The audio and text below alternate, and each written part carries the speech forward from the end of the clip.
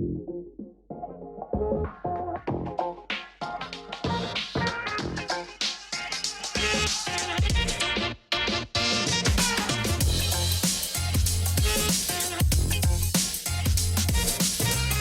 everyone. This is your host, Akhil Jabbar, and welcome back to another episode of SaaS District. In today's episode, we'll be talking about why every SaaS founder should care about customer onboarding. Today, we have our guest, Sri Ganesan, joining us. Sri is the co-founder and CEO of Rocketlane. They are a leading customer onboarding platform and SaaS product that helps businesses by replacing not only their generic project management and document collaboration tools, but they replace it to become a unique, unified workspace. Sri has spent his last 9 years building and scaling SaaS businesses. His last startup, which was called Konotor, was actually acquired by Freshworks in 2015 and went on to become their fastest growing product, which most of you know today as Freshchat.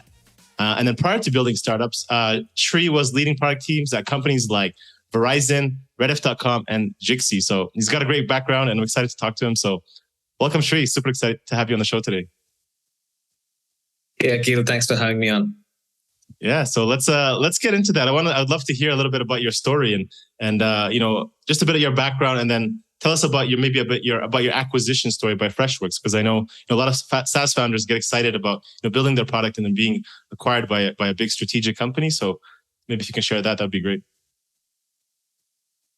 Sure. So I had the previous startup journey that we had was between 2012 and 2015. Back on the heels of being part of a startup which also got acquired. So Jigsee was a startup, a B2C startup. Okay. After it got acquired and we had a pretty successful product, I thought it was easy to start a company and do all of this. You need to be a little delusional to start up is what I feel. And I was at that moment. So, got a couple of my friends together. We started building this B2C chat product first, which we quickly realized rather than, going up against the very well-funded other B2C players, we maybe have a chance at building something unique and different in the B2B space, which was a messaging SDK for other mobile apps. So that's what we built in our last venture.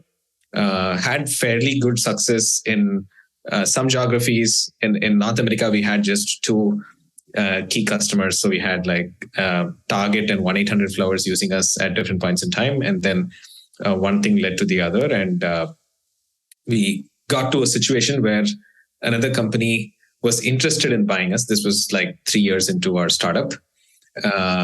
And in our minds, we had hustled a fair bit to get to where we were. And we had a lot of success in some markets which were more mobile first. But we were also tired. We had been running it as just a 3-member team for the first 2.5 years. No employees, just the founders, between us doing everything, sales, marketing, building product, supporting literally, I think when we had our first employee, we already had 16 million users on the platform. Wow. So it was pretty hard. When we had one option to, for the company to be acquired, it so happened that in a chance set of events, Freshworks also came to the table, which made things a lot more black and white for us. We were like, hey, this company Freshworks is doing really well. They're growing fast. We keep hearing about them. And, the way Girish, the founder of Freshworks, talked to us also helped us make that decision, because he didn't say, hey, you're not going to succeed, come and join us. He said, hey, we need what you're building, this whole mobile first product is super important for us because the world is going mobile first. So we want someone who's evangelical and can build this mobile first business for us. Why don't you folks come in and build what you're doing within Freshworks? So it was laid out nicely for us, and it felt like a win because Freshworks was growing fast, and we thought we'll have access to more resources to continue on the mission we were on. Got acquired by them, then figured that just being inside a bigger entity won't necessarily change our trajectory. At least globally, we weren't seeing huge pull or demand. Realized after a year that it wasn't necessarily about just having access to more resources, but the market needs to have that demand for what we were building. Right. Realized there were other companies that were doing exactly what we were doing, but for web, and they were growing much faster. So did that one pivot. After that, we saw everything take off like crazy, right? So that one change helped us understand what momentum feels like. And after experiencing that, we thought, hey, we must do one more startup on our own with momentum on our side. And that's what we're doing now. Wow, that's an amazing story. So you guys were only 3 founders when you acquired, and that was after 3 years that you guys sold it? Or was that when the offer? Yeah. We sold after 3 years. We were just three of us for 2.5 years. In the last 6 months, we grew from 3 people to 10 people. So at the time of acquisition, we were a 10-member team. And so 10-member team, 3 years into it, and you've been acquired by Strategic. That's an amazing story. That's a true bootstrap story. And then, so you come in, now you're in a corporate setting, I guess, more people, more resources, more, ideas, a lot of smart people around, a lot of talent to work with. What was that kind of shift for you guys going in? And then, because I imagine if things were going great, I'm assuming you said, did you leave after a year and decided to build your startup? And what was the decision to say, okay, I can stay here with Freshworks and keep growing here, and I don't know what the incentives were, or I can go and build something else, or you could actually build something in Freshworks. Why did you decide to say, no, we're ready to go back out? Or what was the decision there? We actually spent 4.5 years continuing to build that business inside Freshworks. So we didn't leave, got acquired, pack your bags and go. It was a good environment. We were in at a time when Freshworks was also small. They were 300 people at the time. And I think we had a lot of freedom to do what we wanted to do. We also got some of the Freshworks team to join us. There was a small team, 6-member team that was building a mobile product as well there. So we had suddenly a bigger team that could execute. And we had the ability to spend money on AdWords and whatnot, and build out that business and learn from Freshworks as well. So that kept us there for a while. We learned a lot over there. And then at some point, we got inspired by what Freshworks was doing for the SaaS ecosystem. And we thought, we could do one more venture with all that we have learned at Freshworks. And it could be another successful venture. We could bring a new set of people on the journey with us who will get to experience that, momentum and what it does for people who join in early. So that was sort of the motivation for us, that, we'd seen what growth does for people and for the ecosystem, because Freshworks now has a few thousand employees, right, and a lot of careers in product, in product marketing and, engineering for SaaS products have been created from there. Other companies want to hire from there, which I think is a very positive thing for the ecosystem. Absolutely. And that's what motivated us to do one more. Okay. And so when you guys decide, so now this is your company today, Rocketlane. You guys help with customer onboarding for SaaS companies. We'll talk about that. Was it the same 3 founders was it the same 3 of you guys now started? And did you guys do anything differently this time? Meaning were you bootstrapped and did you guys decide to raise this down? Did you guys build a bigger team from the beginning, or how did you guys do it now? How are you guys doing it? Very contrasting. Everything is different this time. It's the same team, yes, but we raised money before we finalized the idea. We, decided not to build an MVP, but to build a full-featured product and launch it. So we took 10 months, 11 months to actually launch the first version of our product, which was by no means an MVP, right? It's a beautiful, full-featured product, which got on the day we launched it was number 1 on Product Hunt. So that was what we went for. Yeah. And we also spent a lot more energy on marketing this time. Last time we built and hoped that people would come. This time, 9 months before we launched the product, we started building a community. So we sort of had I think 800 member community at the time of launch. Now it's more than 2,000 folks globally around the problem that we're solving, right? So wow. So a lot of things we have done differently, built a pretty sizable team from the get-go. So we're thinking long-term over here. We know that there is a real need for what we're building. So there's no, dipping your toes and seeing if things work. Instead, we've just dived fully in from day one and built a team that's been executing to get us to be a leader in this new category in a very quick time. Okay. And did you build this? This last question on this. Did you build your community inside like an indie hacker, or where was this built? Or like on a Slack or email list? Or how did you find this community? Yeah, this is a Slack community. And yeah, we just, we didn't spend energy on new tooling. We felt Slack would be ideal because people are already on Slack and active in their company's Slack accounts. So even if we were to ping them, someone were to ping them in the community, they get alerted more easily versus having to figure out how to bring them back. So I think it's worked well for us. Love it. That's cool. Well, people thinking about starting a community, I think Slack is a great way to, I agree, it's a great way to build it. So let's talk about your company, Rocketlane, onboarding. Tell us, why is it important now? Because you said we talked a little bit before the show where, we're kind of late to the show. People are starting to realize now how important customer onboarding is. We are focused so much on sales and marketing. Why is it so important? What operational impact metrics will this impact directly that maybe people don't realize how important it is? Yeah, the impact is pretty profound of getting your onboarding right. It is the first partnership that the customer experiences with you after you close the sale, right? And it's actually the time when the customer decides, hey, working this vendor is with this vendor is delightful, and we'd want to do more with them. Versus, hey, this was a mistake. At the first opportunity we get, we should move away from this vendor. So I think how you engage, how quickly you get them to value matters a lot, right? So if you're not yet gotten them set up and onboarded in 3 months, then in all probability, the customer is going to say, hey, this is not working out. Let me disengage. Let me focus on my next initiative. And, just write off the costs that they had in buying your solution.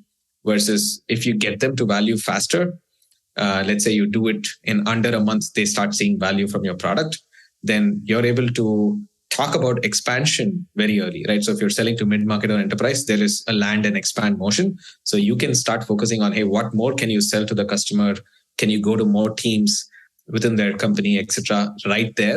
They're going to be happy to give you a case study. They're going to be like a referenceable customer.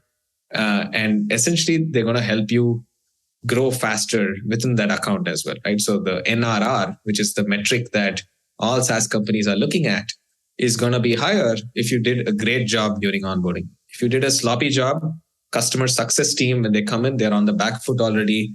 They need to focus on ensuring that you can even renew that account.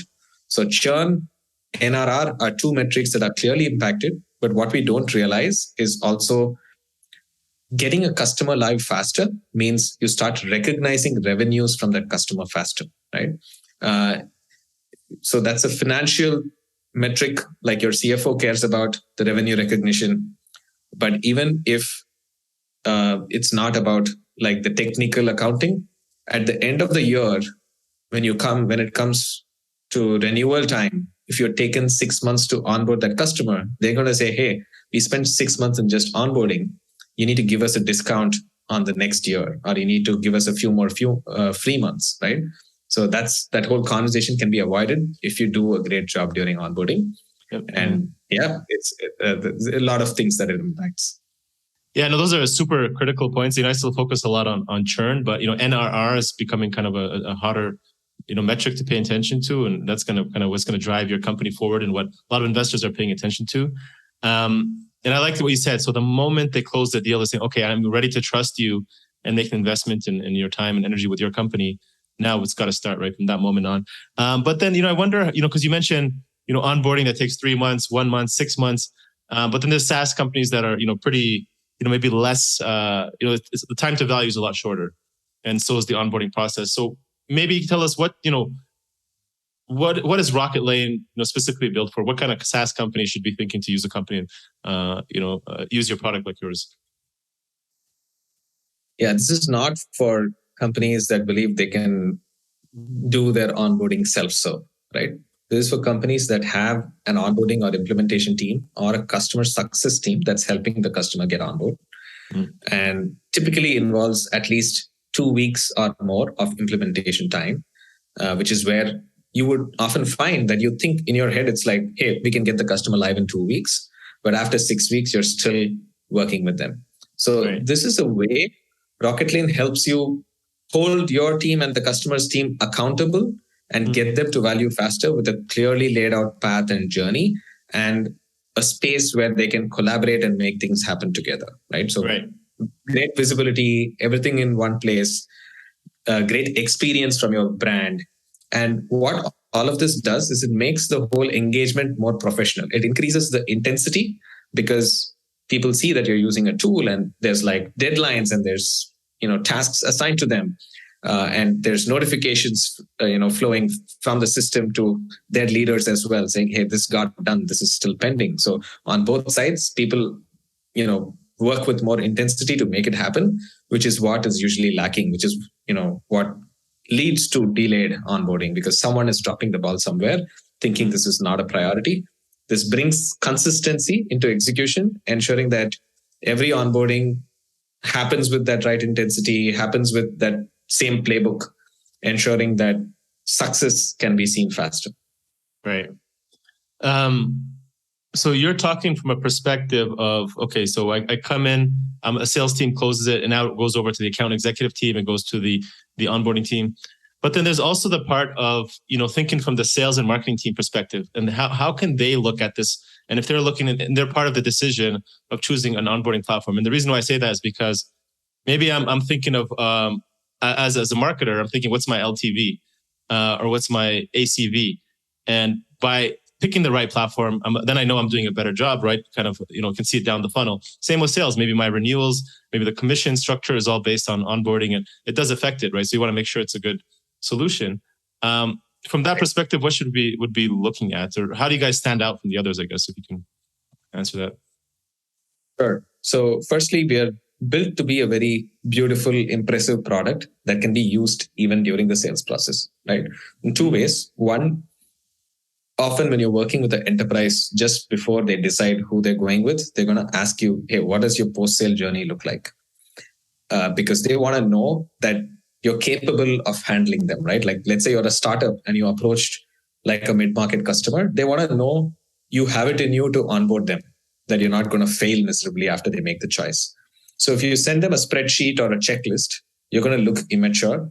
If you send them a Rocketlane exported document saying, "Here's the onboarding plan," you look more mature. And in fact, we even have a way you can present it on a call to the customer. We have like a presentation mode where you can interactively present the different phases of the journey that you're going to take with them, which helps them believe that, hey, this company knows what they're doing. We can work with them, right? So you can close more deals.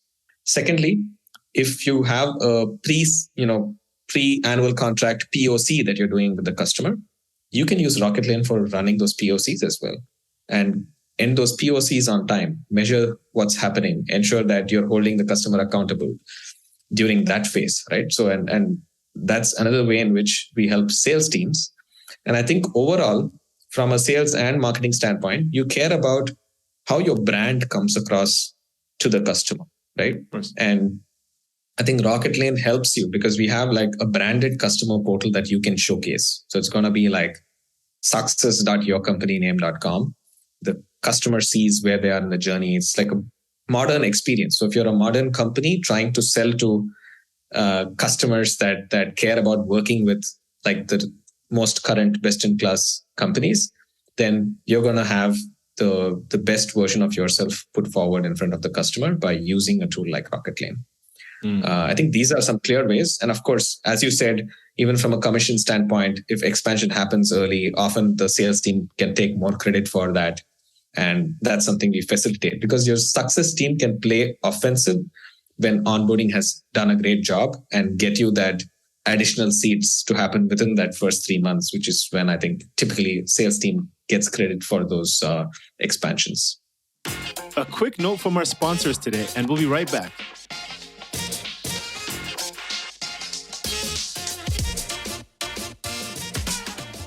We all know that organic content marketing and SEO is one of the most important growth channels for SaaS today. It's a real struggle for most growing SaaS companies to find the internal bandwidth to get all the content done that you need for your SEO. Plus, how do you prioritize your actions to get the fastest path to results? The trick is finding the right agency to partner with. And that's why today's sponsor is Flying Cat Marketing. I really like the way they approach SEO and content marketing. They're full service and they have content experts, technical SEO experts, and a team of absolute rock stars. But what I really love about their approach is the following. They have a process for working with internal experts so their content sounds like it's written in-house. They follow a proven framework, which means they get results way faster than any regular in-house team. And they do everything. They don't just provide you with the strategy and let you figure it out. They actually execute it for you and hold themselves accountable for results. Plus, they know B2B SaaS, which is what we're talking about today. Their clients include ActiveCampaign, Mixmax, Hotjar, and many other big names in SaaS. If you're ready to dip your toes into SEO and content marketing, please speak with them today at flyingcatmarketing.com. I accept that, I want to use a tool like Rocketlane. I accept that, the importance, I understand the value of my onboarding and I want to improve it. I want to maybe optimize my flow or I want to start building on it. How do you look at, okay, I want to improve this. Where do I start? How do I prioritize what work I need to do? And what's the most important thing to cover when I'm onboarding a new client? Because time to value is one thing, but we don't know how long that would take. And then, if you give them most people, okay, here's your login information, here's your, for your users and seats. They come into this platform and all of a sudden they're overwhelmed, they're scared. And then they're like, maybe they wait for somebody else to take over, right? The marketing team or somebody else. So you want to make them feel at ease before you're able to get to time to value, right? So what are some other words or other tasks that need to be, clarified? What's the steps to get to that, help smooth that process? Yeah, I think a couple of things are very important. One is getting your playbook right for onboarding, right? So you need to craft a journey for how you are going to onboard your customers. We have some templates that can help companies get started with that so that you're not overwhelmed coming into it. Okay. And we also have a team that will onboard our customers and they will give their inputs on best practices around onboarding as well, so that you're not trying to do it on your own. So we onboard our customers using Rocketlane too. And we craft a journey that ensures that anyone coming in gets the help they need to mature their process and codify it into Rocketlane. Secondly, I think the most important thing you want to get right is the very initial part of it, like the kickoff and the steps around it. So that's another area where we can provide guidance on what you do in that very first step that's going to set up the rest of the process for success. How to ensure intensity as people go into that kickoff and come out of it energized to really go through the rest of the project, right? So those are things which I think, when someone goes through an onboarding with us, they do learn and take away some tips and tricks from our team. And that's a mandate that I've given our team as well, that, there should be learning moments for our customers when they go through the journey for us, with us. And I think that's worked well. We've made a lot of customers successful with shortening their time to value. They come and tell us that, our guidance has helped them. So it's not purely the product. It is our team as well that helps them get set up and started. Yeah, that makes sense. So you guys actually have resources, scripts, and templates to use on your website. Maybe we'll put a couple of links of those in the show notes if people want to check them out. I think that would be super helpful. And maybe my last question here is about that, and then we can dive into the second part of the interview, which is the personal rapid fire questions. When it comes to using, thinking about using templates or creating templates or scripts to give over to your onboarding team, what is your thoughts on using those versus kind of just allowing natural conversations to transpire? Because I've been on some onboarding calls and I feel the person's not talking to me. He's looking at the screen, asking a question, and he's just kind of capturing. And I guess I understand they're doing what they have to, but he's not really listening to me and not really following, and then I don't really feel like I'm being heard, right? So what's your thoughts?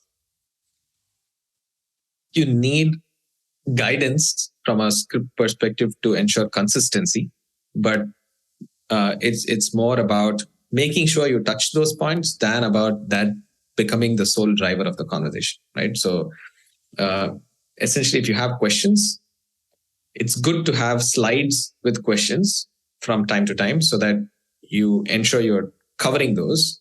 But it's important to also coach the team on how to ask the question, how to explain why you're asking the question, and actually pay attention and listen to the customer when they're responding, right? Because the whole idea of asking those questions is to contextualize the journey for them after you've asked the question, right? It's not about entering something into a CRM or the onboarding tool. It's instead to help anchor the rest of the journey based on what the customer's key goals are, or how they're doing things today, and so on. So I would say it's good to have guidance or somewhat of a flow which you want to go through, and have a deck which helps you keep that flow consistent, but not solely rely on that. Not, you should definitely go off script if you need to, and you should use that as your anchor, but not as like the entire story. The be all and end all. Yeah. No, that's cool. Well, I guess last question before we get to the rapid fire. Any last tips or suggestions maybe for SaaS founders listening in? They want to either implement a customer onboarding process, or they just want to optimize their existing process. Anything you would tell them to think about? Yeah, I would say think about how your brand is coming across during that onboarding journey as well, right? Because I think if you're trying to say, hey, we are a modern company, we are a friendly team, we are a company that is world class, then all of that should reflect in even your kickoff deck, right? So are you helping your team connect at a personal level with the customer? Are you helping your team sort of lay out things in a world-class way in that first meeting that the onboarding team is doing with your customer? So I would say pay a lot of attention in leveling up in your kickoff meetings. And, I'm happy to help founders with this. Can put together like a webinar or something to do that as well. But I think it makes a huge difference in how the customer perceives you from there, how they engage from there as well. Because if they're sort of turned off in that first meeting, then you're never going to get to where you want to be. You want to energize them. You want them to feel, hey, this company is going to make me successful. I want to work with them. I love working with this team. And that's what they should come out with after the kickoff. Wow. That's what people underrealize, right? They try to sell the tech and think, maybe they love the tech, but if they don't love working with the team, I guess that's literally probably half, or if not more than half of the equation, right? Because I know myself, if this is a company, I don't care how good the tool is. If I don't enjoy working with the person I'm working with, I'll probably look for the time to switch over. So that's awesome. Thank you, Sri. How do you feel? Ready for the rapid fire question? Oh yeah. Yeah. All right. Cool. So we'll start with the first question. Sri, what's one activity you enjoy doing outside of work that you say gets you into flow state? I would say playing badminton. Okay. Something I try to do on a weekly basis. At least when I'm in India, I definitely do it every week. When I'm in the US, I find it harder to find the right combination of people to play with. Awesome. Well, I love badminton, so if we're ever in the same area, we'll have to play. Yeah. What's one piece of advice you wish you had known? And if you can go back in time, I'm going to say if you could tell your 20-year-old self, because we used to have 25-year-old. I think 20-year-old is a little bit younger, immature. I think 25, you're a little mature. So 20-year-old self, what would you tell yourself? Maybe I would say worry less. I used to be a youngster who was maybe worried a lot about how things would turn out, and maybe failed to enjoy the moment a little bit back in those days. So maybe that would be what I would tell myself. No worries. Yeah, I love it. Live in the moment, live in the presence, enjoy it all. Yeah.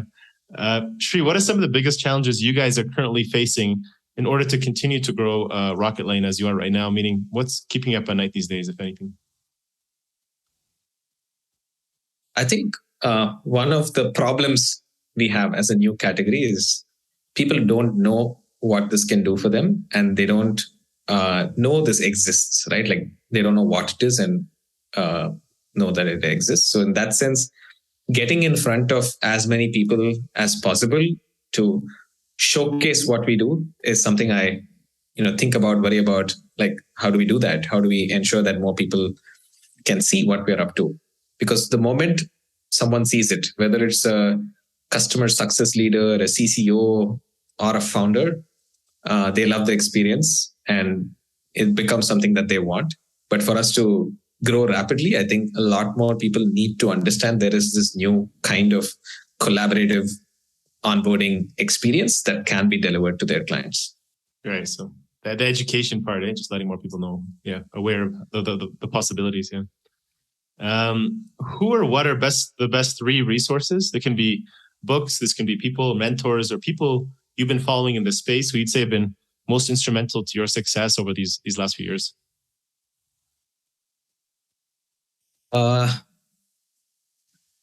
Maybe I'll start with a book. One of the books I read called Leadership and Self-Deception. Very interesting read. Opened my eyes to how I behave in some situations. And, everyone I've recommended this book to has, really told me that it changed their perspective on how they do things, how they interact with others. So I think that's definitely made a huge difference in both personal and professional life in terms of how I engage with people, and definitely something I'd recommend. Okay. Another book I would say is Made to Stick, which is about how you can convey your ideas better and help people remember those ideas, take away those ideas, right? So I think that's important book for many founders as well, and for anyone, right? Because I think in a team you have an idea, you want to convey your idea in a way in which people accept it and take away that idea as something they want to try out. So exactly. Made to Stick as well. Okay. And maybe I'll end with mentor, Girish, the founder of Freshworks, the company that acquired us. I think Freshworks is like the first SaaS company from India to have, listed on the NASDAQ, and, really made a huge difference to the SaaS ecosystem. Yeah. And every time I meet him, I learn something new. So it's been like a fantastic experience learning from him, and hence, I have to mention it. Yeah, he's a great entrepreneur. Definitely somebody to look up to and follow. Sri, what does success mean to you today? Whether there's personally, business, financial, life, there's no right answer.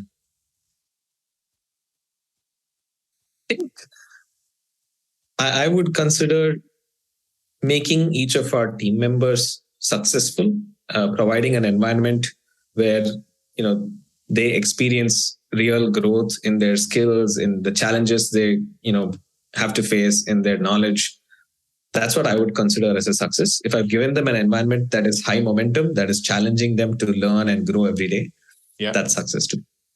Nice. I love it. So supporting an ecosystem and helping people grow. Yeah, that's what fuels you. That's the right way to look at it. That's awesome. Sri, this has been great. I really enjoyed you having on the show. I learned a lot myself as well. Where can, founders listening in, if they want to get in touch with you, learn more about you or Rocketlane? I'm at sri@rocketlane.com on email. And I'm active on Twitter @SRIKRISHNANG. That's Srikrishnan G. Complicated, like complex handle, but that's me on Twitter. No, that's awesome. We'll put in the show notes so you don't have to find complication. You can just click on the button and you guys can follow Sri. So thank you so much, Sri. This has been great. I appreciate you jumping on today. Thank you. Thank you. Thank you all for watching this episode and joining SaaS District today. Don't forget to like, subscribe, and hit the bell for future episodes where we interview top leaders in the SaaS industry. If you're a SaaS company looking to grow and unlock the true value of your business, get in touch with us at Horizon Capital, and myself or one of our consultants will provide a free assessment to help you get there and hit your goals. If you have any feedback or suggestions for this podcast, please comment down below and help us improve our content for you all. Thanks again, and see you on the next one.